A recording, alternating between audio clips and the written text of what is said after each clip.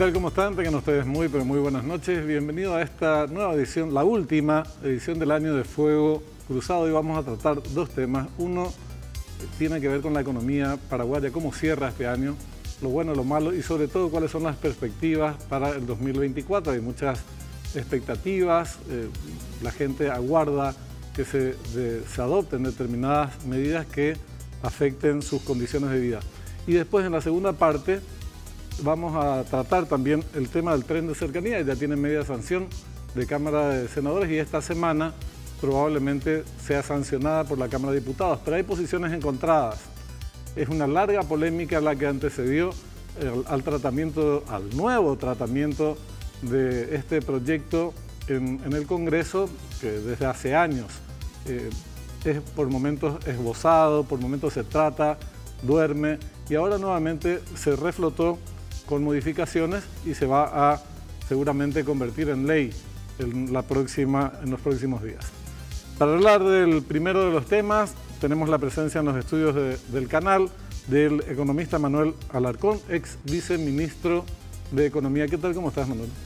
Muy buenas noches, Benjamín. Un gusto como siempre. Igualmente. Y un saludo para toda la audiencia. En las vísperas casi de la fiesta. Ya estamos cerrando el año. Y de cierre el año. Sí, un año bastante movido. Vamos a hablar de nuestro país y también el contexto regional, que indudablemente afecta lo que nosotros hacemos, nuestras vidas cotidianas, nuestra economía en general. Un balance muy apretado para arrancar, en términos generales, ¿cómo cierra este año? En términos de los hechos más positivos, destacables y también, su contracara si las hubiere, los negativos. Bueno, el año 2023 claramente es un año positivo con relación al año 2022. Tuvimos una zafra muy buena en el sector agrícola, en donde la soja, de la mano de la soja, la economía está repuntando. Tendríamos un cierre en torno al 4,5, 4,8% de crecimiento del PIB real para este año. Eso está muy bien. Hubieron algunos sectores en donde lastimosamente se contrajo la actividad, que es el sector pecuario. La ganadería no le fue tan bien, de hecho tuvo un crecimiento magro y uno lo ve son los números en el volumen de carne exportada y bueno, también el precio internacional. El otro sector que tampoco ha crecido es el sector construcción, ¿verdad? Empezó bien, pero lastimosamente cierra un año bastante complicado. Entonces, en consenso podríamos decir de que el sector, o sea, de la mano del sector agrícola, de la soja y del sector eléctrico por generación de energía, básicamente estamos teniendo un desempeño razonablemente bueno con relación al que tuvimos en el año 2022. Hay desafíos importantes. Esos desafíos vienen de la mano del nuevo gobierno que tiene que dar las señales apropiadas para que el año 2024 efectivamente se vayan materializando muchos de los proyectos que se quieren llevar adelante. Uno de ellos acabas de mencionarlo, ¿verdad? Vamos a llegar a eso, al 2024. ¿Qué podemos esperar del próximo año, de los próximos 12 meses? En esta primera parte, siempre se habla, bueno, es una economía que dio resultados positivos, hay indicadores que lo avalan. ¿Y qué pasa con el bolsillo de la gente? ¿Cómo se traduce o no se traduce este mejor desempeño de la economía paraguaya en la calidad de vida de los paraguayos? Sigue siendo el desafío. ¿Por qué digo que sigue siendo el desafío? Porque nuestros motores de generación de riqueza están muy concentrados, ¿verdad? O sea, estamos hablando del sector soja, el complejo sojero, ¿verdad? Y ahí hablamos solamente de la soja, hablamos también un poco del trigo y del maíz, ¿verdad? Los granos. Sí, los granos. Entonces, corresponde a un segmento de la población, ¿verdad? Entonces, que está muy mecanizada, está muy automatizada, con mucha tecnología, pero en el resto no tuvo la misma dinámica. Entonces, lastimosamente, a nivel global vamos bien, pero en general, el sector servicios no tuvo la dinámica esperada, el gobierno tuvo una contracción, por decirlo de alguna manera también, entonces como que ahí hay algunos problemas, ¿verdad? Pero ese es un problema estructural de la economía paraguaya, o sea, esta no es ninguna novedad, ¿verdad? Es por eso que hay que ver el lado positivo y trabajar en los aspectos en los que hay que mejorar, ¿verdad? Hay que seguir trabajando en todos aquellos motores de la economía para que no sean tan dependientes de la soja y más allá de la soja del factor climático, ¿verdad? Claro. Entonces, ese es un tema interesante a tratar y a tenerlo siempre en agenda, ¿verdad? Manuel, tenemos datos de desempleo, de pobreza, pregunto, y si no los tuvieran, no importa, vamos a avanzar sobre otros temas igual, sobre, por ejemplo, cómo está el sector de las micro y pequeñas empresas, que es un sector enorme, gigantesco en nuestro país, tanto en relación a la generación de empleo o a la cantidad de personas que están dedicadas a esa actividad en las microempresas, como también tiene efectos negativos el alto grado de informalidad y cómo se traduce eso en la precarización laboral o en las condiciones precarias en que desarrollan sus actividades los trabajadores de este vasto sector. Entonces, algunos indicadores, porque por arriba está bien, los indicadores económicos mejoraron, ciertos sectores, como vos decís, tuvieron un desempeño positivo. Bueno, ¿y cómo estamos en estas áreas que son fundamentales para tener una visión global? Pobreza, desempleo, micropymes y compañía. Bueno, en materia de pobreza, lastimosamente el escenario no ha cambiado mucho, venimos saliendo de una pandemia, eso afectó negativamente a la creación de puestos de trabajo dignos, ¿verdad? Entonces, sigue teniendo un gran problema el sector laboral por la alta informalidad. Creo que de hecho es en la presentación que hizo el ministro de Economía la semana pasada, muy relevante, de que van a tratar un aspecto relacionado a las micros, pequeñas y medianas empresas, cómo formalizarlas. Entonces, yo creo que ese es el camino, por ahí vamos avanzando razonablemente bien, ¿verdad? Fue más un anuncio que una descripción de lo que se quiere hacer. Entonces, pareciera ser como que la señal es apropiada. Ya veremos las herramientas que se utilicen para la consecución de ese objetivo, ¿verdad? Entonces, eso de vuelta considero que podría sentar las bases para un mejoramiento en el mediano y largo plazo. Pero de vuelta, ahora son simples señales, ¿verdad? ¿Sabes que Paraguay, cuando se habla del modelo económico, algunos que lo defienden dicen, bueno, merced a este modelo que se implementa, se redujo la pobreza en un periodo de casi un cuarto de siglo, del 50% aproximadamente que estaba, se redujo a la mitad, un poquito más de la mitad.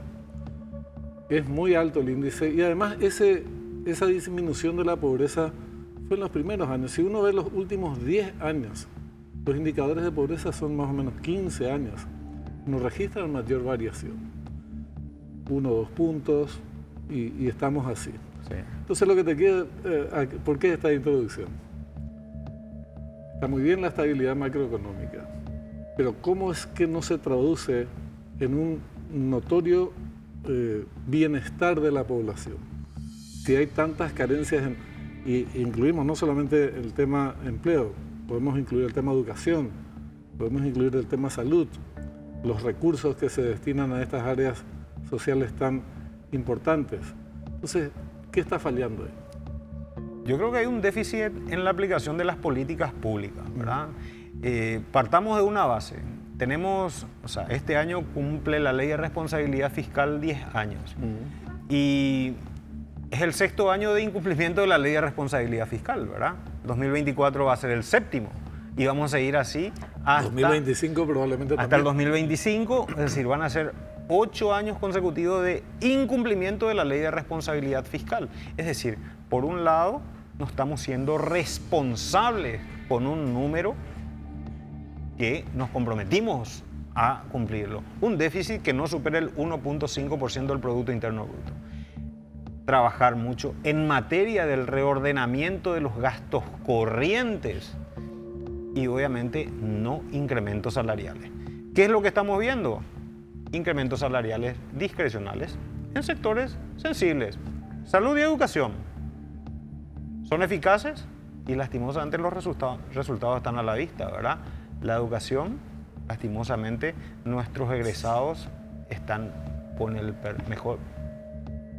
peor perfil de Latinoamérica. Terrible. En materia sanitaria, muy baja cobertura, y aquellos que acceden tampoco acceden a los medicamentos. Es decir, ¿qué hay que hacer? Y bueno, es lo que se está proponiendo. Vamos a reorganizar la casa para que los recursos, los escasos recursos, efectivamente respondan a las necesidades de la ciudadanía. ¿Por qué? Porque ¿quién es el que salvaguarda el bienestar de la mayoría? Y es el Estado. O por lo menos debería, ¿verdad? Claro, es el que debe de. Entonces, en una economía social de mercado, que es hacia donde tiende la corriente internacional y mundial, lo que se deben de hacer es señalizar adecuadamente. ¿Para qué? Para que en la medida en que se vaya generando riquezas, esas riquezas, esos motores de generación de riqueza, tengan el efecto de ir generando bienestar en sus trabajadores. Y para aquellos que están fuera del sistema, contar con políticas públicas adecuadas. Hoy, ¿cuál es nuestra principal política pública para disminuir la pobreza? Y por eso es que nuestros indicadores están relativamente bien. Hemos cubierto casi el 60% de los adultos mayores con una transferencia de alimentación, ¿verdad? 25% del salario mínimo. Es decir, ¿esa es la política? Sí, esa es la política. De hecho, el presidente Santi Peña anunció de que va a haber un incremento para este segmento, ¿verdad? Es decir, esa es la política. Bueno, es lo que hay por ahora, pero debemos empezar a trabajar en otras cosas para que efectivamente empiece a funcionar razonablemente bien. Una persona no puede decir que tiene un bienestar cuando su ingreso permanente es el 25% del salario mínimo. Claro. Entonces, me parece que por ahí no va. Entonces, trabajar y dar las señales apropiadas. De vuelta, insisto, la semana pasada anuncia el ministro Fernández de que los 3 ejes fundamentales de su política para el año 2024 va a ser reforma del servicio civil, que nos lo venían diciendo hasta este momento, entonces es una muy buena señal, reordenamiento administrativo del Estado, que está el proyecto en el Congreso, entonces hay que trabajar en eso, y la reforma en materia previsional y laboral para las micro, pequeñas y medianas empresas. Lindo desafío para dar una señal. Ahora, recién te preguntaba acerca de este tema de los datos macroeconómicos que no se reflejan a nivel micro o se reflejan muy tímidamente a nivel micro.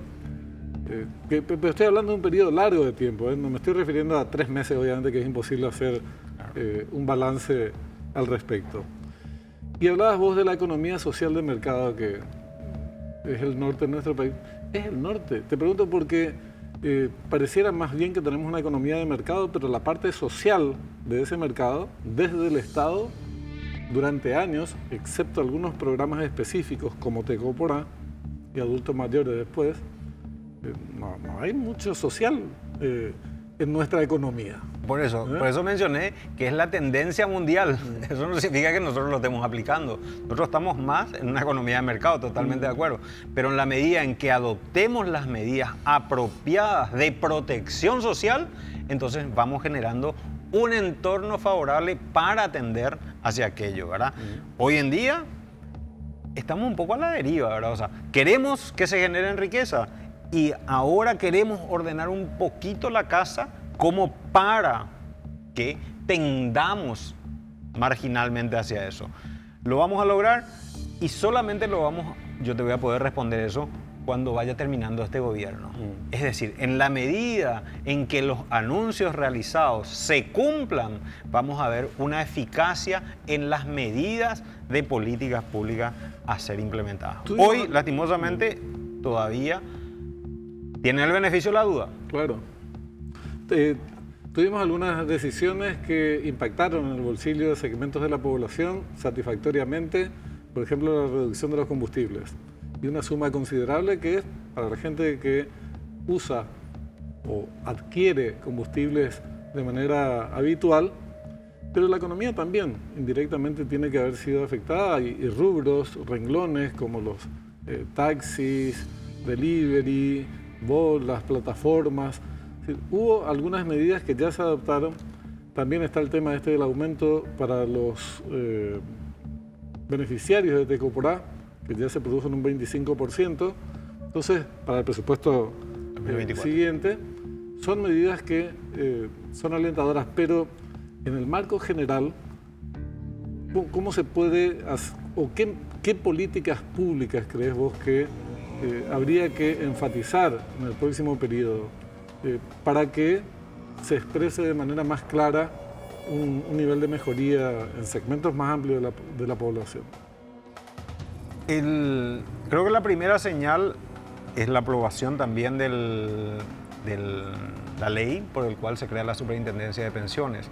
Un proyecto bastante criticado, un proyecto bastante discutido, pero lo importante es la señal. O sea, lo que se está queriendo hacer es minimizar la discrecionalidad de los administradores de las distintas cajas. Y en las cajas tenemos antecedentes en donde lastimosamente la caja bancaria tuvo que llegar a una situación de quiebra financiera hace 20 años, tomar medidas. La caja municipal con grandes problemas de financiamiento. Cajubi, malas colocaciones en el mercado financiero internacional. La caja fiscal con colocaciones a la vista de 100 millones de dólares en el banco oficial, en el Banco Nacional de Fomento. Es decir, empecemos a dar las señales de que vamos a hacer razonablemente bien las cosas. La superintendencia creo que va en esa dirección.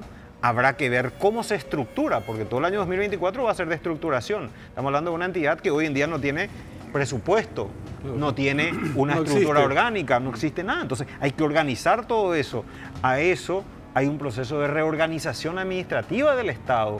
Hay un proyecto de ley de reforma del servicio civil y se quiere avanzar en materia de cambiar las reglas en materia previsional y laboral para el sector de las micro, pequeñas y medianas empresas. O sea, creo que las medidas van en línea. Pero de vuelta, insisto, acá las simples promesas no van a llenar las expectativas y mucho menos te van a permitir irte al supermercado, ¿verdad? Entonces, el punto es, sigamos trabajando en esta línea, que se concreten los proyectos y en la medida en que se concreten podríamos decir vamos a tener un bienestar en el mediano plazo. En el cortísimo plazo, lastimosamente, como que las cartas están echadas, no hay un cambio de tendencia que uno puede decir, no, en el año 2024 vamos a estar mejor. No, no va a existir eso, más allá del anuncio del incremento que se hizo para los que reciben transferencias condicionadas. Uno de los temas que dejé por separado porque tal vez podría su mayor impulso en el 2024 expresarse en mejores indicadores a nivel social es el de la vivienda. Hubo un empuje inicial y mensajes muy claros a través de este programa que lanzó el Ministerio de Vivienda y Urbanismo, no recuerdo ahora, Quiroga Porá, que es un programa importante, y también la construcción de viviendas desde el Ministerio de Vivienda y Urbanismo. Me parece, digo, porque este programa, en cuanto a su desarrollo propiamente, mediante la construcción de viviendas, se combaten varios problemas en simultáneo. El desempleo, porque cada vivienda absorbe por lo menos 3 empleos directos, e indirectamente genera mucha mano de obra, distintas áreas de la economía, o sea, tiene un efecto dinamizador en la economía. Y me parece que fue uno de los mensajes en estos meses, en estos 4 primeros meses importantes del gobierno, lanzando este programa Yeroa y también las viviendas directas de construcción. ¿Vos crees que este puede ser un papel o uno de los ejes a ser desarrollados e incluso reforzados, fortalecidos en el próximo periodo? Totalmente de acuerdo. Todo lo que implique obras públicas es relevante por su efecto dinamizador. ¿Por qué? Porque efectivamente va llegando, hay mucha contratación de mano de obra. Sí, sí. Entonces, eso es lo fundamental. En la medida en que las personas estén con un ingreso permanente, eso se traduce en mayor consumo y se genera toda la dinámica para un mayor crecimiento económico. Entonces, obras públicas este año quedaron como aplazadas. Entonces, si bien más allá del anuncio que se hizo de que fueron transferidos 60 millones de dólares a los efectos de ir pagando deudas atrasadas a finales del mes de noviembre, entonces esperemos de que esos pagos se concreten durante este mes de diciembre y iniciemos un año 2024 con obras en ejecución. ¿Por qué? Porque lastimosamente quedaron paradas. A través del MUP, del Ministerio de Urbanismo, Vivienda y Hábitat, creo que es una señal apropiada. El gobierno ha venido apostando a esto, solamente que, en mi opinión, muy tímidamente. ¿Por qué? Porque hay que tomar decisiones claras. ¿Qué es lo que queremos hacer? ¿Queremos construir viviendas? Entonces, hagamos nuestro proyecto de construcción de vivienda para el quinquenio de este gobierno. Sí, queremos mejorar la calidad de los hogares del Paraguay, definamos. Está finalizando un proyecto de mejoramiento cualitativo de las viviendas del MUP, que con financiamiento del BID, pero no hay una continuidad. Un proyecto, entre comillas, exitoso, en donde se mejoran las condiciones habitacionales en materia de seguridad, hacinamiento, salud, porque hay baños, claro, cocinas, etcétera, complicados, letrinas. Entonces, todo eso tiene que tener una continuidad. Lastimosamente hoy no está teniendo esa continuidad. Entonces, el anuncio que hizo el gobierno está bien, pero es insuficiente. ¿Por qué? Porque el mayor déficit habitacional que tiene nuestro país es en materia cualitativa sobre estos aspectos que te estaba mencionando. O sea, sanitarios, sí, hacinamiento, seguridad. Entonces, hagamos también eso. O sea, si estos dos ejes van avanzando razonablemente bien, creo que la sensación de que la dinámica económica está llegando al bolsillo de la gente se va a sentir mucho. O sea, yo comparto plenamente. Y en el caso de la vivienda, porque aborda un déficit crónico, histórico, claro, gravísimo y que tiene que ver con las condiciones de vida de nuestra gente, de hábitat en el que se desenvuelven, muy mala, muy precario en muchos casos, sí, muchísimos segmentos muy amplios, y encara el tema del desempleo al mismo tiempo, porque genera muchos empleos directos e indirectos, electricista, plomero, carpintero, la señora que vende las empanadas o señor, los yuyos, remedios yuyos, en fin, tiene muchísimo impacto. Vamos a ver cómo se presenta para el año entrante, que habría que hacer una apuesta de carácter quinquenal, como decís vos, no simplemente un presupuesto que se discuta de manera anual, ¿verdad? Así es. Más allá de todo esto, para redondear el año 2023, hay que mencionar de que el Paraguay, de vuelta a nivel macro, es una de las economías con mayor dinamismo, es la que está creciendo más en la región. Eso da una señal positiva, especialmente para los inversores, ¿verdad? En la medida en que Paraguay siga con esta dinámica que se irá en el año 2024, entonces aumenta su visibilidad. Entonces, la medida en que tengamos visibilidad, tengamos políticas públicas apropiadas y tengamos justamente un escenario, un clima de negocios favorable, yo creo que estamos sentando las bases para una nueva dinámica para el Paraguay de los próximos años. Sin duda. Cuando hablamos de datos o de indicadores macroeconómicos, algunos objetan el hecho de que como no se refleja a nivel micro, eso no tiene importancia, pero tiene mucha importancia porque cuando decimos crece el Producto Interno Bruto, estamos hablando de la torta. Después, cómo se distribuye es una discusión que tiene que ver con políticas públicas. Pero si no hay torta, no hay nada que distribuir.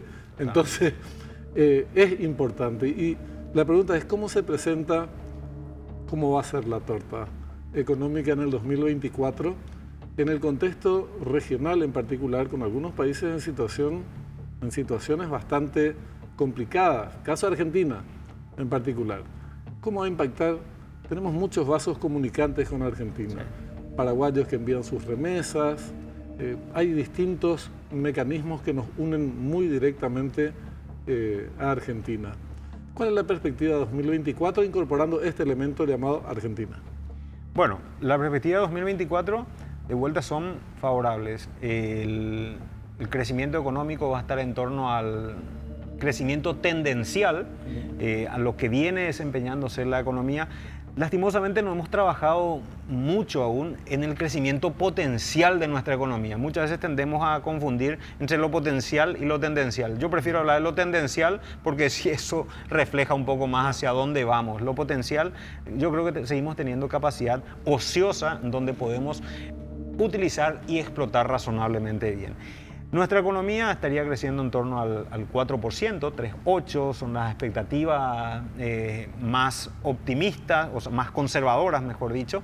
Entonces, en la región, Brasil va a tener, se espera un decrecimiento. Este año 2023 cerraría con un 3,5% de crecimiento y para el año 2024 se espera 1,5%.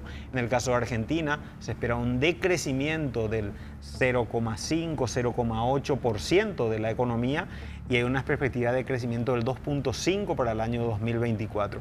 Es una cuestión matemática nada más. Cuando algo cae demasiado hay como un efecto rebote, ¿verdad? Pero dependerá mucho de qué pase con las medidas que vaya a implementar el señor Milei. La región en sí, todo lo que es Latinoamérica y el Caribe, va a mantener más o menos la misma performance, es decir, se espera para este año cerrar con un crecimiento del 2,3% y para el año 2024 2,3%.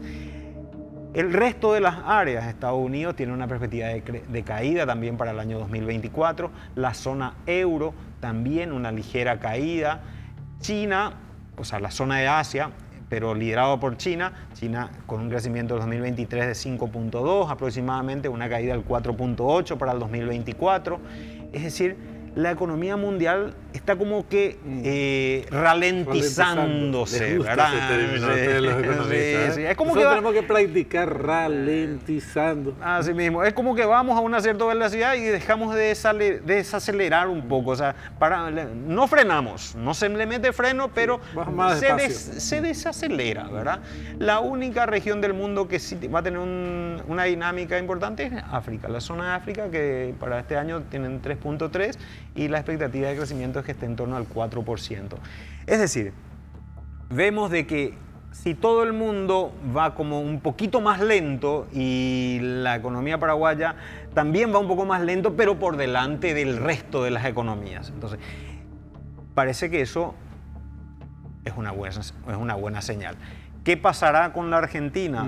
La Argentina tendrá que definir las medidas apropiadas en este primer año de mandato el señor Milei, pero lo más probable es que se observe una depreciación importante. Esa depreciación significa abaratamiento de muchos productos y en algún caso también invasión a nuestro mercado lícita local, e ilícita. Totalmente de acuerdo. Legal, entonces, las importaciones y el contrabando. Totalmente. Entonces, por ese lado, creemos de que por lo menos los precios se irían para abajo, no habrían presiones inflacionarias en nuestro país. ¿Por qué? Porque por un lado, los precios como que están es más o menos estable. Lo que genera ruido en nuestra economía, por ejemplo, es el precio de los derivados de los combustibles, por ejemplo, del petróleo, perdón. Y no hay perspectivas. Hay, de hecho, una perspectiva de ligera caída para el año 2024, 0,7% aproximadamente. Entonces, es como que no existe eventos que puedan traducirse en un incremento en el nivel general de precios. Entonces, ¿qué pasará con la Argentina para nuestro país? De vuelta, insisto, va a depender de las medidas que anuncie el señor Milei y más allá del anuncio que empiece a implementarlas. Condiciones sociales y políticas que no son simples. Esa implementación, si se da en el cortísimo plazo, creo que puede tener impactos durante el segundo semestre del 2024. Manuel, te agradecemos mucho tu presencia. Deseamos un buen fin de año y un mejor 2024. Benjamín, muchísimas gracias para vos y todo el equipo. Como decía Manuel, las perspectivas económicas son de estabilidad económica en un contexto regional y mundial relativamente desfavorable por aquello de que el ritmo de crecimiento de países, distintos bloques económicos, es menor, es más lento, y lo de la Argentina, que es una incógnita. Esperemos que en el marco de esa estabilidad económica que vaya a tener Paraguay en el 2024, se enfaticen en políticas públicas que tengan como eje central, prioritario, la disminución de la pobreza. Comprende muchas cosas. No es repartir solamente o aumentar las transferencias monetarias, pasa por la educación, pasa por políticas para generar empleo, pasa por la vivienda. Y eso es algo que evidentemente el gobierno irá abordando, definiendo y comunicando en el curso de los próximos meses. Hacemos una pausa, enseguida volvemos con el tema Tren de Cercanía.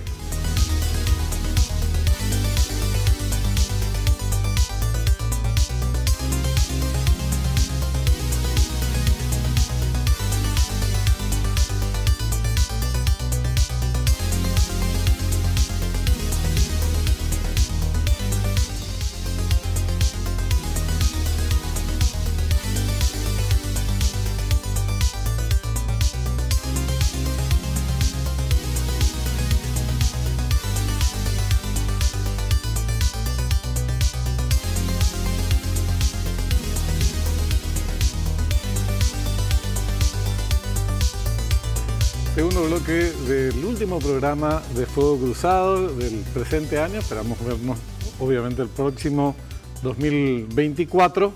Y para abordar el tema Tren de Cercanías que anunciábamos hace un rato.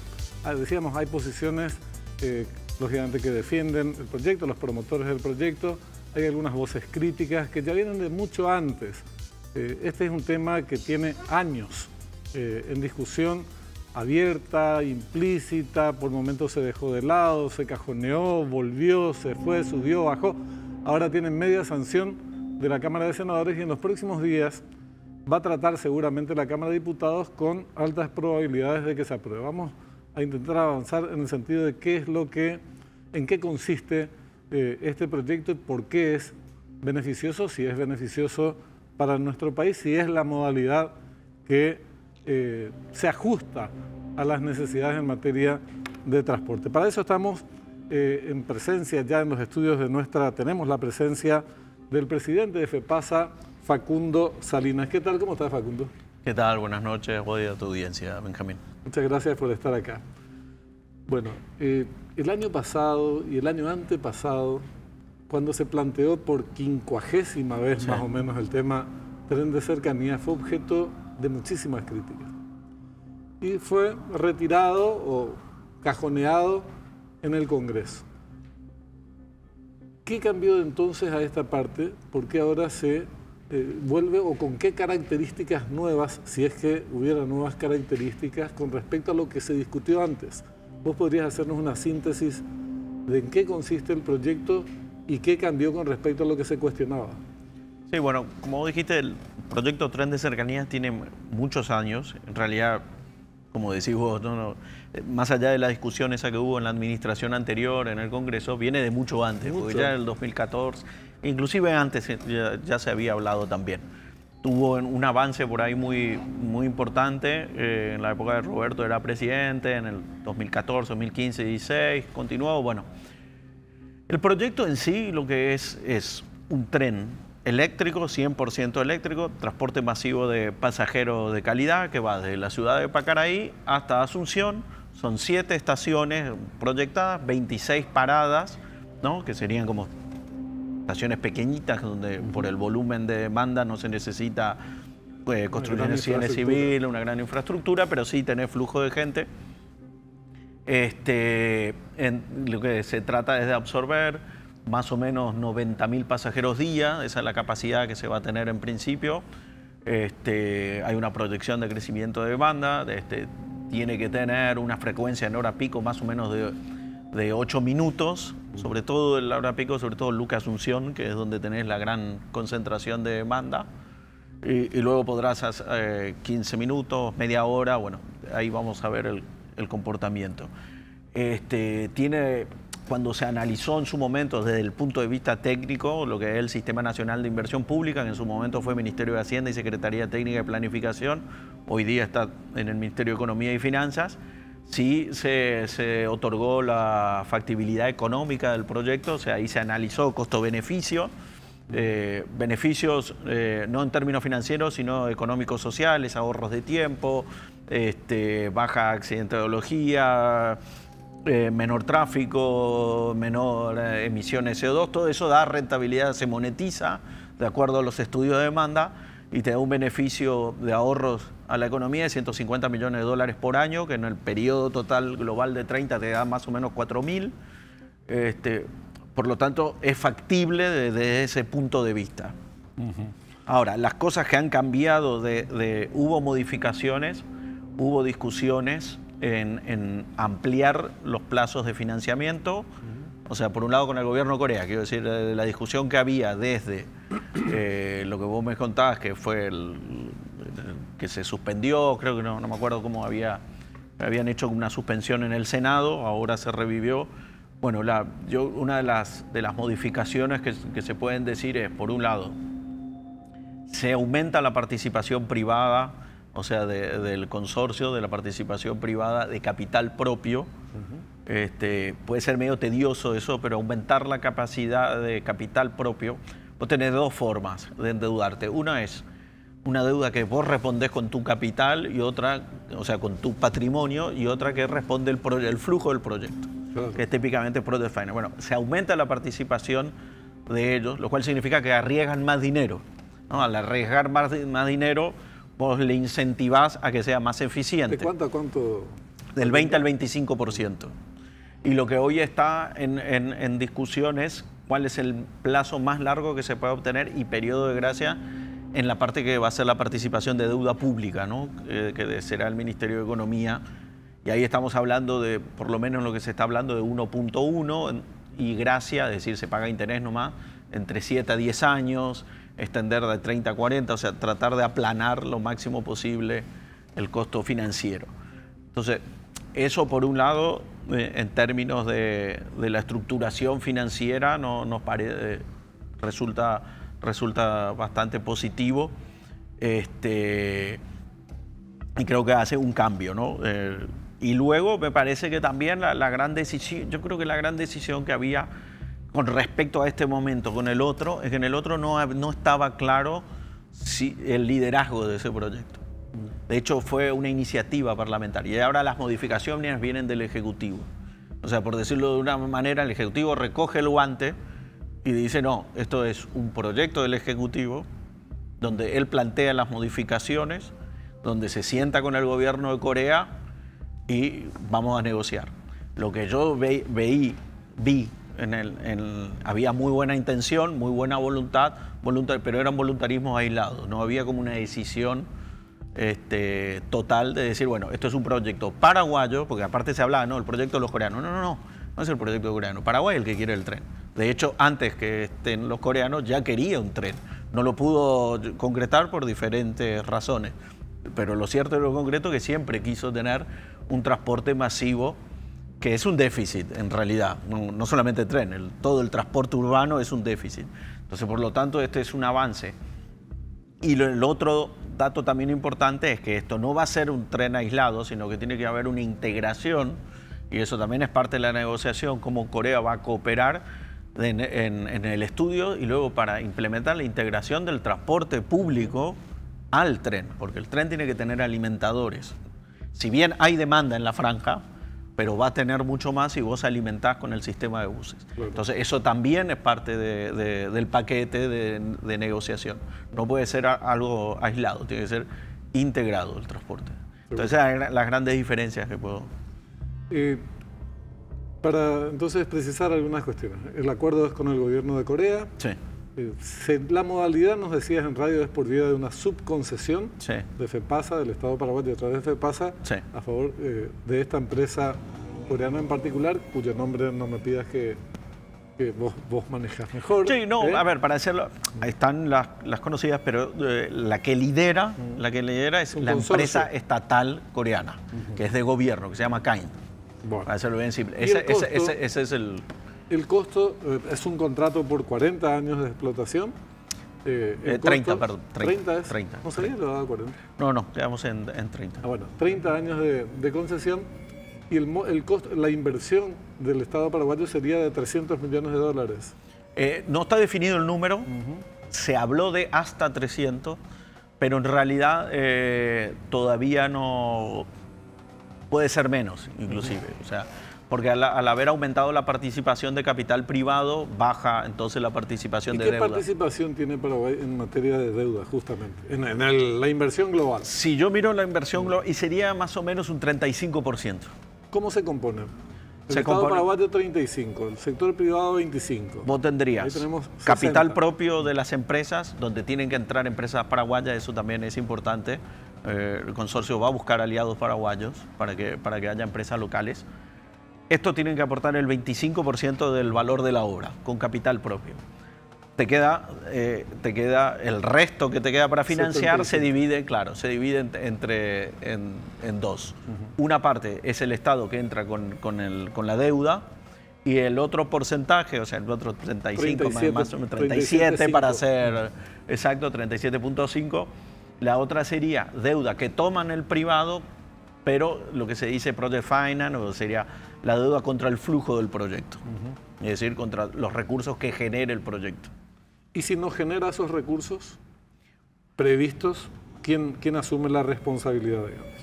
No, a ver, para eso se hacen los estudios de demanda y los ingresos. Hoy en el modelo como está, son pagos por disponibilidad. Los pagos por disponibilidad no están sujetos a demanda, lo que están sujetos a que la infraestructura esté disponible, pues eso se llama pago por disponibilidad, de acuerdo a los indicadores y el contrato que se haya hecho. Y de ahí vos tenés que hacer deducciones. O sea, vos le asegurás de alguna manera un pago. Lo que haces es juntar la tarifa y con eso pagás. ¿Quién define la tarifa? La tarifa la define el gobierno. Porque esa es una discusión, porque hay muchos que dicen, no, dale la demanda al privado. Está bien, si le dan la demanda al privado, le tenés que dar el control económico del privado. Pero entonces después no se quejen en la tarifa. Porque yo recuerdo que acá vos el peaje sale 5.000. ¿Alguien cree que el peaje de 5.000 en ruta es la tarifa técnica? No, la tarifa técnica estaría en 20 y pico mil en un estudio del Banco Mundial. Y de hecho, vos tenés un peaje de 15.000 en Caguazú, y Pacaraí se quiso llevar 15.000, se dejó en 10.000. Entonces, no es tan simple decir, traigo un ejemplo de peaje, pero es lo mismo, es infraestructura y un ingreso por tarifa. Claro. Cuando uno le quiere dar al privado, le tenés que dar el control total, entonces. Ahora, y ahí hay una discusión, eso es político ya, ¿no? Del régimen tarifario que querés tener en un país, porque hay determinadas realidades. Entonces, como vos no le das la definición, hoy en el modelo vos no le das. El modelo financiero, vos estás usando una hipótesis de 4.000 guaraníes a 5.000 guaraníes. Esa es la que vos utilizás en el modelo financiero. No estás usando 6.000. Hablaba con gente de Encarnación que están por hacer quieren hacer todo un nuevo sistema de buses y su punto de equilibrio era 5.500 guaraníes, o sea, va a ser el pasaje más alto. Obviamente, sin ningún tipo de participación. ¿Cómo se produce el retorno? Bueno, el retorno... ¿De qué manera se concretaría el retorno de esa inversión? Bueno, ahí vos tenés que definir a qué le llamamos retorno, ¿no? Plata. Si hablamos financieramente puro y duro, vos el retorno lo tenés con el ingreso de tarifa, con el uso de la franja, porque esto trae negocios asociados, ¿no? El uso de la franja tiene valor, desde carteles de publicidad, fibra óptica y negocio inmobiliario alrededor, que hay que tener el modelo de negocio para captar eso.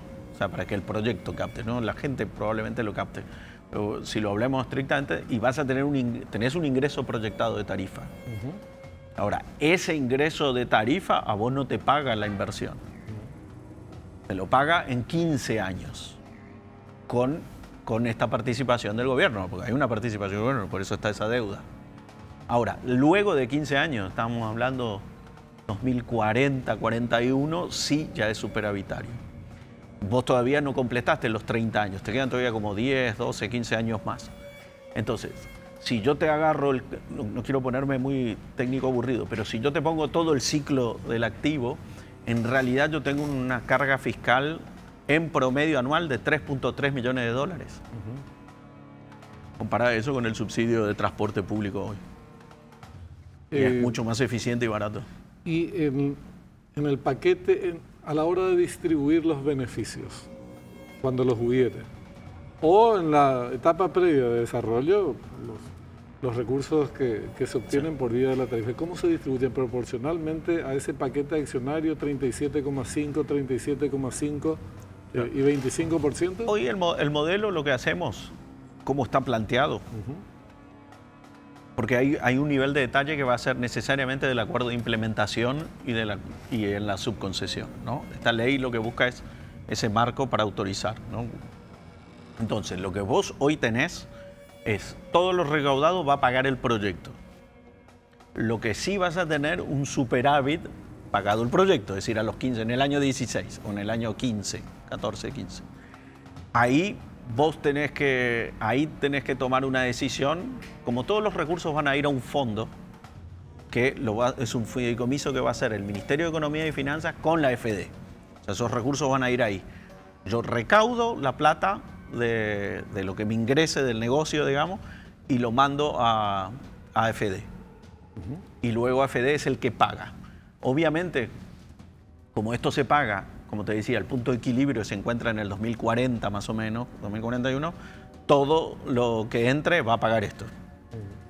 Porque porque tenés que pagar toda la infraestructura, material rodante y la operación y mantenimiento, ¿no? Claro. Ahora, sí, cuando tenga superávit, una cosa es decir, lo dejo en el fondo, esa es una decisión de gobierno, lo dejo en el fondo por cualquier eventualidad, lo que voy ganando, digamos, el margen de ganancia, porque, a ver, vos vas a pagar PPD, lo que no vas a tener es el componente de deuda en ese PPD. Al no tener el componente de deuda, tu PPD baja, por lo tanto esos recursos, el pago por disponibilidad, perdón, no lo expliqué, me puse como si fuese que todo el mundo. El pago por disponibilidad que decíamos, ese ya incorpora también la deuda. Entonces, esto era como la discusión de Itaipú, ¿no? Se paga la deuda, mi PPD baja automáticamente. Claro, sí, tus costos operativos bajan. Mis costos operativos bajan, ¿no? Entonces, esos recursos quedarían en el fondo de este FD. Y ahí uno puede hago una reserva. Porque ¿qué puede pasar? Puede pasar que a lo largo de 15, 20 años la demanda crezca. Con lo cual alarga o tenés que poner más trenes, esa puede ser. Tenés que poner más vagones, más formación porque tenés más demanda. O guardás esos recursos para otro proyecto, para lo que sea. Pero lo que sigue vas a tener. ¿Y este crédito que Corea le otorgaría al Estado paraguayo por el monto que fuera, probablemente 300 millones? Probablemente 300, 270. La tasa de interés efectivamente es muy bajo. ¿Y el plazo a cuánto tiempo es? Y el plazo se habla más o menos de 30. 30 años. 30 años. O sea, es coincidente con la duración del contrato. Falta analizar, también se habló de 40, de llevarlo más. Hay que analizar, no sé si tiene mucho sentido. Eso va a ser una tarea bien del Ministerio de Economía y Finanzas, ¿no? Porque ellos son los que tienen el manejo de la deuda, ¿no? Entonces ellos pueden ver bien esa parte. Pero sí está 30 años, entre 7 a 10 de gracia, es decir, solamente interés, y después sí el repago. Hoy es lo que está ahí, eso es lo que está en mesa, es lo que se deberá negociar el Ministerio de Economía con el Ministerio de Finanzas de Corea y el Exim Bank.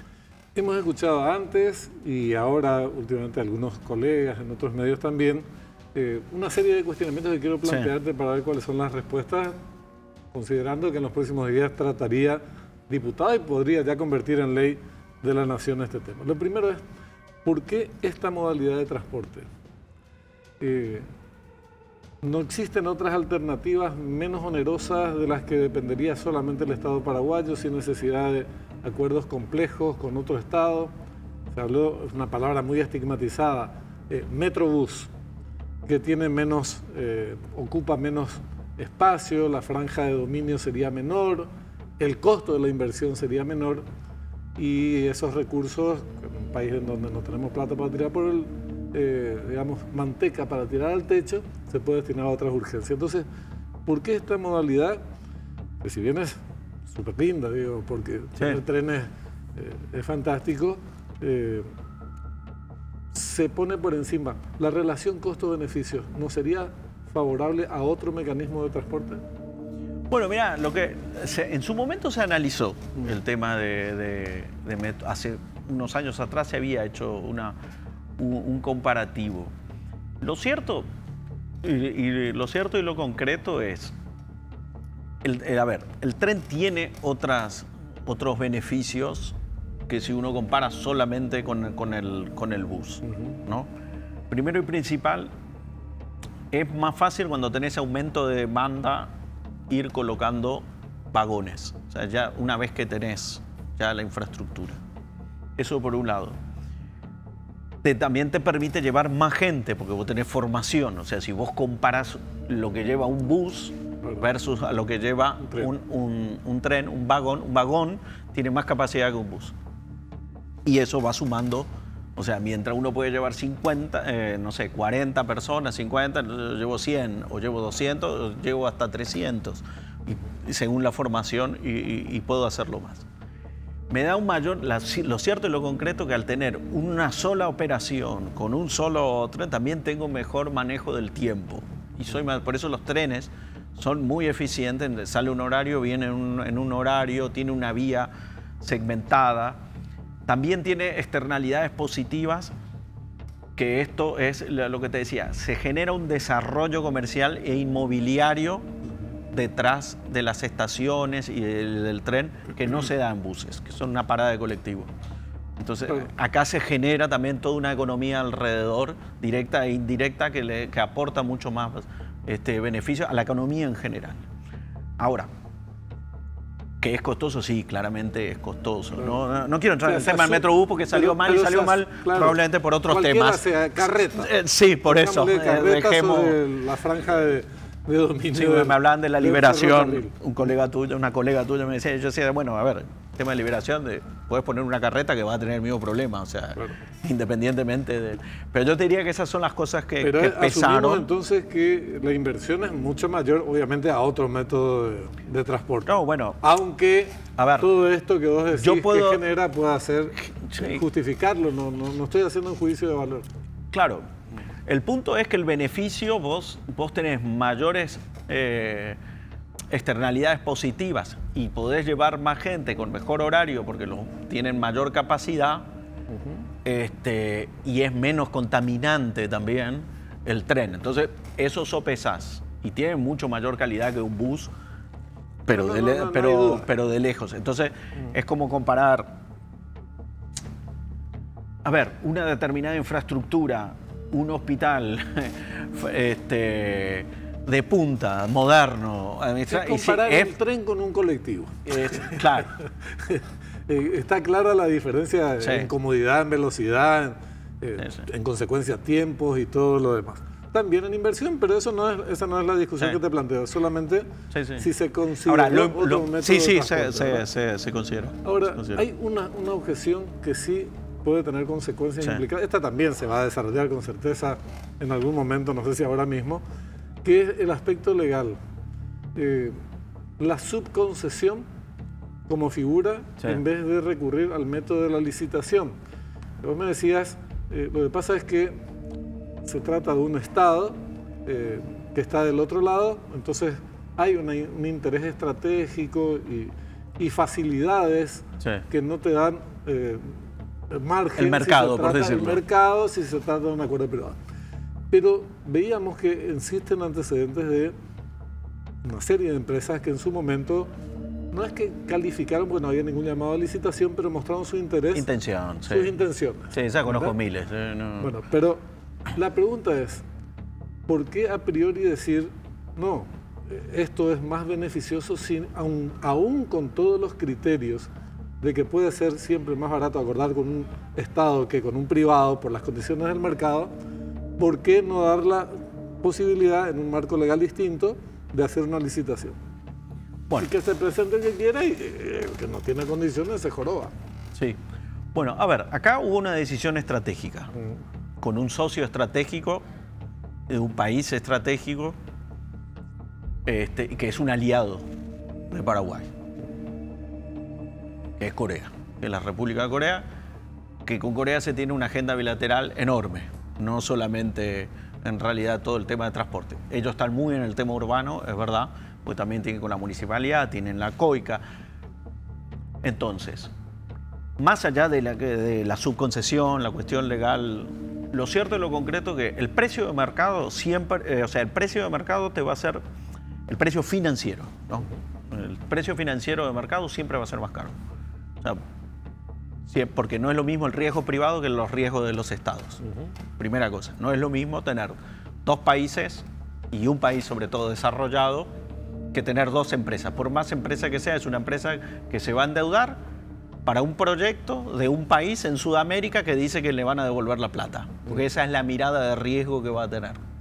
Y lo que va a tener es, por lo menos va a tener que utilizar el bono soberano como margen y de ahí para arriba, porque tenés las primas de riesgos.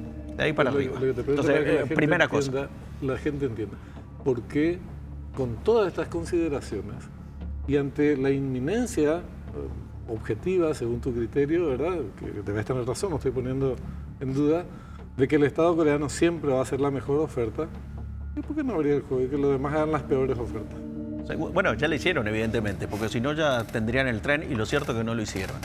Entonces, pero en este caso no salió la licitación. No, bueno, pero vos mismo hablaste de las grandes intenciones. Yo de empresas y bancos de que hacen intenciones y que después terminan en cualquier otra cosa, está lleno. Entonces, como el infierno está lleno de buenas intenciones.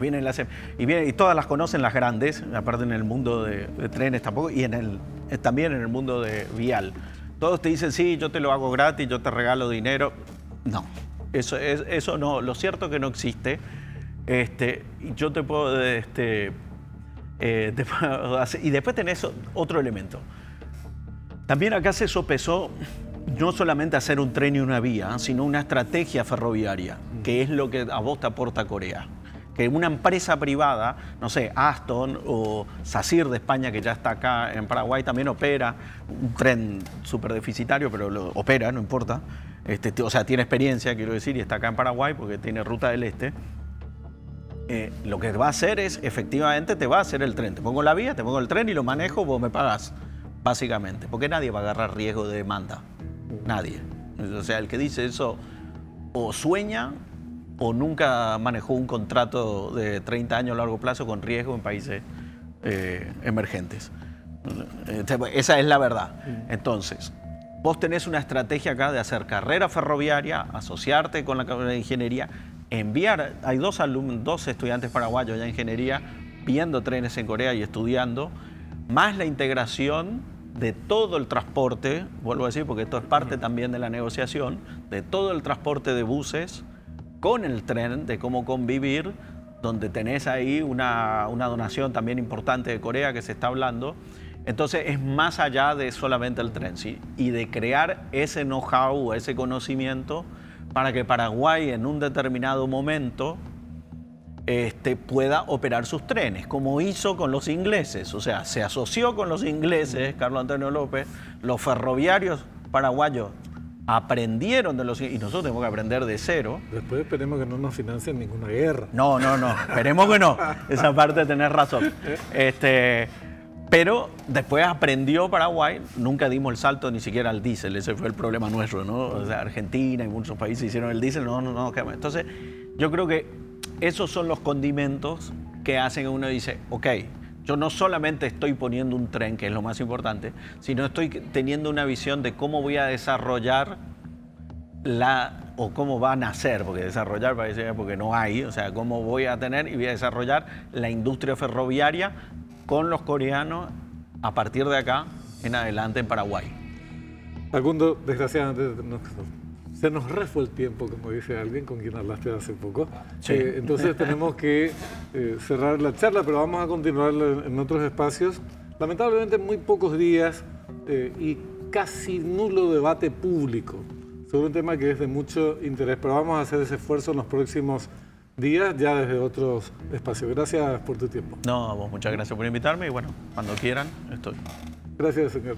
Nosotros nos despedimos también hasta más adelante. Nos vamos a ver la fecha del 2024 cuando volvemos, pero seguramente en los primeros días del mes de febrero. Desde este espacio le deseamos un feliz fin de año y un mucho mejor 2024. Hasta entonces.